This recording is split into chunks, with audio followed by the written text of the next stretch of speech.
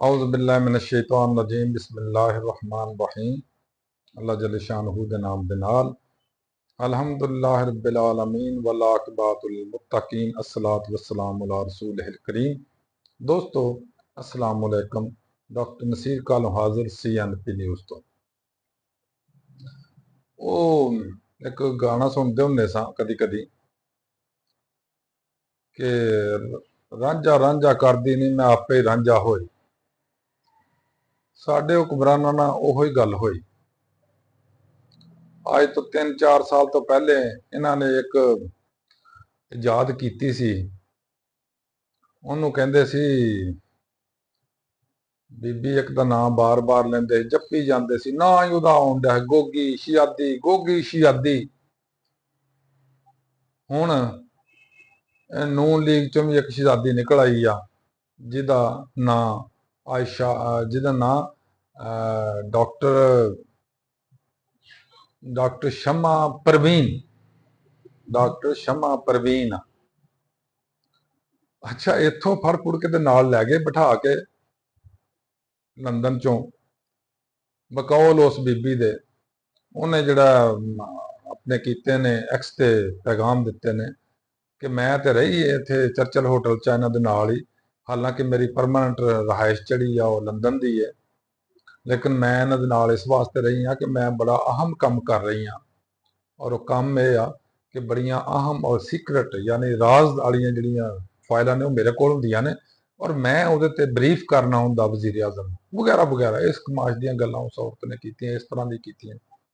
ਉਸ ਤੋਂ ਬਾਅਦ ਫਿਰ ਉਹਨੇ ਦੁਬਾਰਾ ਟਵੀਟ ਕੀਤਾ ਕਿ ਮੈਂ PAF-1 ਯਾਨੀ ਫਜ਼ਾਈਆ ਪਾਕ ਫਜ਼ਾਈਆ ਦਾ ਤਿਆਰਾ ਜਿਹੜਾ ਵਜ਼ੀਰ ਆਜ਼ਮ ਦੇ ਜ਼ੇਰੇ ਇਸਤੇਮਾਲ ਆ, ਉਹਦੇ ਚ ਬੈਠ ਕੇ ਨਿਊਯਾਰਕ ਜਾ ਰਹੀ ਹਾਂ ਜਾਂ ਅਮਰੀਕਾ ਜਾ ਰਹੀ ਹਾਂ, ਵਾਸ਼ਿੰਗਟਨ ਜਾ ਰਹੀ ਹਾਂ।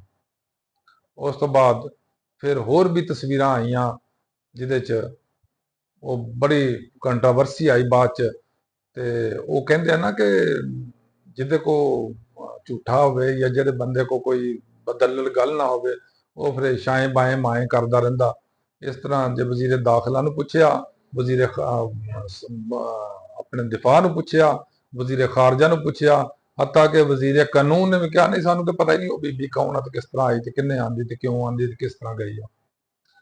ਅੱਛਾ, ਉਹ ਜਿਸ ਵੇਲੇ ਇਹ ਸਭ ਕੁਝ ਹੋ ਗਿਆ, ਰੌਲੀ ਪੈ ਗਈ, ਉਹਨੂੰ ਇਹਨਾਂ ਛੱਡ ਕੇ ਉਹਨੂੰ ਕਿਹਾ ਵੀ ਤੂੰ ਆਪਣੇ ਰਦਾ ਜਹਾਜ਼ ਤੇ ਆ, PAF ਦੇ ਜਹਾਜ਼ ਲੈ ਕੇ ਤੇ ਰਦਾ ਜਾਵਾਂਗੇ ਅਸੀਂ। ਉਹਨੇ ਫਿਰ ਨਵੀਆਂ ਟਵੀਟਾਂ ਸ਼ੁਰੂ ਕਰਤੀਆਂ। ਉਹਨੇ ਕਿਹਾ ਮੈਨੂੰ ਇਲਜ਼ਾਮ ਲਾਉਂਦੇ ਨੇ ਕਿ ਮੈਂ ਪ੍ਰੋ ਇਸਰਾਈਲ ਹਾਂ, ਹਾਲਾਂਕਿ ਮੈਂ ਇਹ ਕੰਮ ਛੱਡ ਚੁੱਕੀ ਹਾਂ। ਹੁਣ ਮੈਂ ਪ੍ਰੋ ਇਸਰਾਈਲ ਨਹੀਂ ਬਲਕਿ ਪੋਸਟ ਇਸਰਾਈਲ। ਅੱਛਾ, ਉਸ ਤੋਂ ਬਾਅਦ ਕੀ ਹੋਇਆ? ਉਹਨੇ ਕਿਹਾ ਮੈਂ ਤੇ ਇਹਨਾਂ ਦੀਆਂ ਸਪੀਚਾਂ ਵੀ ਲਿਖਣੀਆਂ ਆਪਣੇ ਵਜ਼ੀਰ ਆਜ਼ਮ ਸਾਹਿਬ ਦੀਆਂ, ਔਰ ਉਸ ਤੋਂ ਇਲਾਵਾ ਮੇਰੇ ਨਾਲ ਬੜੇ ਬੜੇ ਬੰਦੇ ਨੇ, ਮੇਰੇ ਨਾਲ ਚਾਹ ਪੀਂਦੇ ਰਹੇ, ਮੇਰੇ ਨਾਲ ਸੀਟ ਤੇ ਬੈਠ ਕੇ ਵਜ਼ੀਰ ਦਫਾ ਸਾਹਿਬ ਇੱਧਰ ਵੀ ਗਏ ਉੱਧਰ ਵੀ ਗਏ, ਤੇ ਉਸ ਤੋਂ ਬਾਅਦ ਵਜ਼ੀਰ ਖਾਰਜਾ ਜਿਹੜੇ ਸੀ ਉਹ ਵੀ ਮੇਰੇ ਨਾਲ ਪਤਾ ਨਹੀਂ ਕਿਹੜੀ ਮੀਟਿੰਗ 'ਚ ਬੈਠੇ ਵਗੈਰਾ ਵਗੈਰਾ। ਇਸ ਕਮਾਸ਼ ਦਾ ਹੁਣ ਇਹ ਸਾਡੇ ਹੁਕਮਰਾਨ ਨੂੰ ਤਾਂ ਕੋਈ ਜਾਨ ਛਡਾਉਣ ਡਏ ਨੇ, ਉਹ ਇਹਨਾਂ ਦੀ ਜਾਨ ਹੀ ਨਹੀਂ ਛੱਡਦੀ ਪਈ। ਅਲਟੀਮੇਟਲੀ ਇਹਨਾਂ ਨੇ ਇੱਕ ਤਰੀਕਾ ਆਸਾਨ ਲੱਭਿਆ ਕਿ ਉਹਨੂੰ ਵਿੱਚੋਂ ਕੱਢ ਦਈਏ ਜਹਾਜ਼ ਆਪਣੇ ਚੋਂ। ਉਹ ਜਹਾਜ਼ ਚੋਂ ਕੱਢਿਆ, ਉਹਨੇ ਨਵੇਂ ਟਵੀਟ ਕਰਨੇ ਸ਼ੁਰੂ ਕਰਤੇ।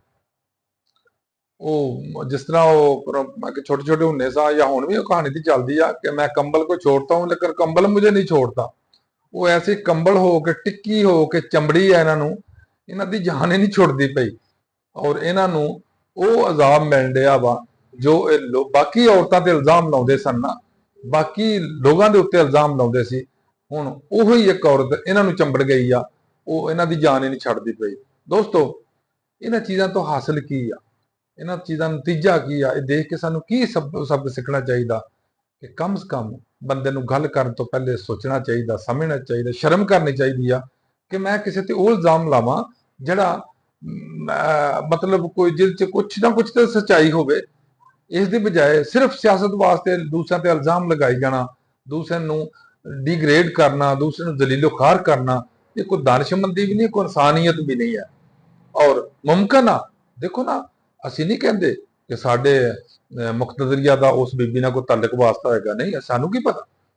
ਲੇਕਿਨ ਜੋ ਕੰਟਰੋਵਰਸੀ ਸ਼ੁਰੂ ਹੋਏ, ਜੋ ਚੀਖੋ ਪੁਕਾਰ ਸ਼ੁਰੂ ਹੋਏ, ਜੋ ਝਗੜਾ ਸ਼ੁਰੂ ਹੋਇਆ, ਜਾਂ ਇੱਕ ਦੂਸਰੇ ਨਾਲ ਤੂੰ ਤੂੰ ਮੈਂ ਸ਼ੁਰੂ ਹੋਈ ਆ, ਇਹ ਤੇ ਇਹੀ ਦੱਸਦੀ ਹੈ ਵੀ ਕੁਛ ਨਾ ਕੁਛ ਤੇ ਹੋਏਗਾ ਨਾ ਲਾਜ਼ਮੀ ਕਿਤੇ ਨਾ ਕਿਤੇ। ਲਿਹਾਜ਼ਾ ਮੇਰੀ ਇਹਨਾਂ ਹੁਕਮਰਾਨਾਂ ਨੂੰ ਗੁਜ਼ਾਰਿਸ਼ ਆ ਕਿ ਤੁਸੀਂ ਆਪਣੀ ਇੱਜ਼ਤ ਵਾਸਤੇ ਨਹੀਂ ਤੇ ਕਮ ਸੇ ਕਮ ਪਾਕਿਸਤਾਨ ਦੀ ਇੱਜ਼ਤ ਵਾਸਤੇ ਥੋੜਾ ਜਿਹਾ ਇhtiyat ਕਰੋ, ਥੋੜਾ ਜਿਹਾ ਖਿਆਲ ਕਰੋ, ਥੋੜਾ ਜਿਹਾ ਕੇਅਰ ਕਰੋ, ਥੋੜਾ ਜਿਹਾ ਸੋਚੋ ਕਿ ਪਾਕਿਸਤਾਨ ਦੀ ਬਦਨਾਮੀ ਕਿਸ ਮਾਮਲੇ 'ਚ ਜਿਹਨੇ ਤੁਹਾਂ ਬਦਨਾਮੀ ਨਹੀਂ ਕਰਵਾਈ। ਇਲੈਕਸ਼ਨ ਦਾ ਹਾਲ ਦੇਖ ਲਓ, ਸਿਲੈਕਸ਼ਨ ਦਾ ਹਾਲ ਦੇਖ ਲਓ, ਇਕਾਨਮੀ ਦਾ ਹਾਲ ਦੇਖ ਲਓ, ਇਨਸਾਫ ਦਾ ਹਾਲ ਦੇਖ ਲਓ, ਇਖਲਾਕੀਆਤ ਦਾ ਹਾਲ ਦੇਖ ਲਓ, ਇਨਸਾਨੀ ਹਕੂਕ ਦਾ ਹਾਲ ਦੇਖ ਲਓ। ਇਸ ਗਵਰਨਮੈਂਟ ਨੇ ਜੋ ਕੁਝ ਕੀਤਾ, ਪਾਕਿਸਤਾਨ ਦੀ ਦੁਨੀਆ 'ਚ ਜਗ ਨਸਾਈ ਹੋਣ ਡਈ ਆ।